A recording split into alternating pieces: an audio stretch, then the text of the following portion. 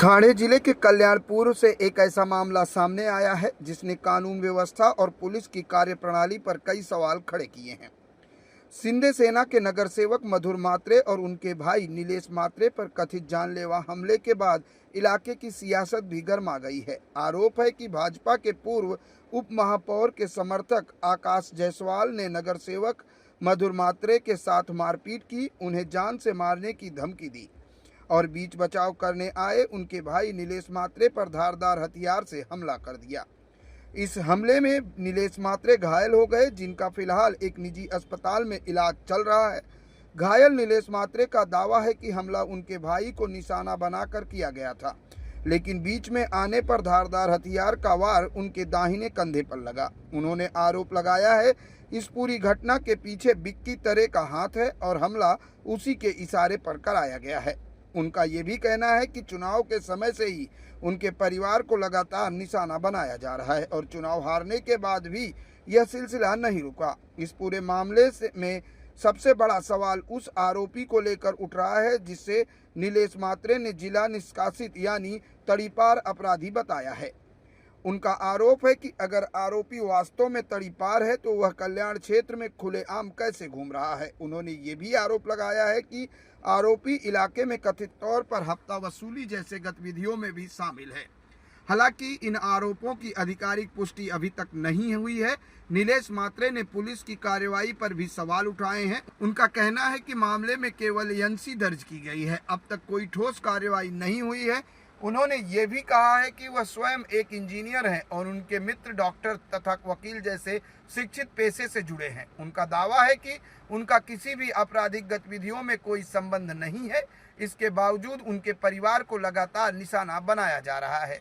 फिलहाल पुलिस ने शिकायत दर्ज कर मामले की जांच शुरू कर दी है। इस मामले में लगाए गए सभी आरोप शिकायतकर्ता के दावे हैं और इसकी आधिकारिक पुष्टि होना अभी बाकी है।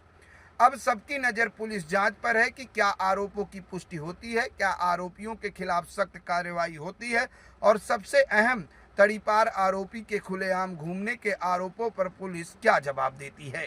मेरा नाम नीलेश म्हात्रे है, मैं इंजीनियर हूँ। हमारे सभी लोग हमारे साथ सहकारी सब इंजीनियर हैं, कोई डॉक्टर है, कोई वकील है। हम चेन स्नैचिंग वगैरह ऐसा कुछ क्यों करेंगे। मेरे को आकाश जायसवाल नामक एक गुनहगार ने मेरे ऊपर धारदार शस्त्र से हमला किया है। हमला करते वक्त वो बोल रहा था कि विक्की, मैं जेल गया फिर भी विक्की तरे तुझे जान से मार डालेगा। और ये हमला मधुर म्हात्रे जी के ऊपर किया गया था। उनको बचाने के लिए मैं बीच में आया और वो वार आकाश जायसवाल ने मुझ पर कर दिए और मेरे राइट शोल्डर पर कुछ इंजरीज हुई है। आकाश जायसवाल यहाँ का तड़ीपार है और उसके ऊपर विविध प्रकार के गुने दाखिल है, जैसे 302 और कहीं एनसीआर है उसके। वो यहाँ चेन स्नैचिंग करता है और लूटमारी करता है, खंडनी भी मांगता है लोगों से और यहाँ सरेआम घूम रहा है। किसके कहने से आपको पता? ये सब प्लानिंग विक्की तरे की है। वो कई सालों से ऐसे गुंडे पाल रहा है और इससे भी उसने पाल के रखा है और इससे वो इस्तेमाल करता है।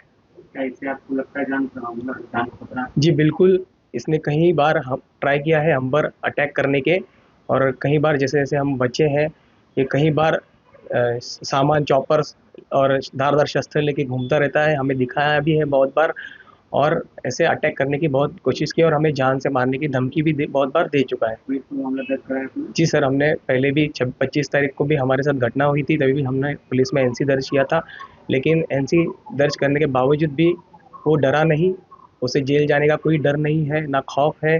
वो विक्की तरे जो प्लान करता है उस पर ये अमल करता है और हम पर अटैक करने की पूरी कोशिश करता रहता है। लेकिन ये हादसा हमारे साथ हो ही गया, उसने हम पर अटैक कर ही दिया।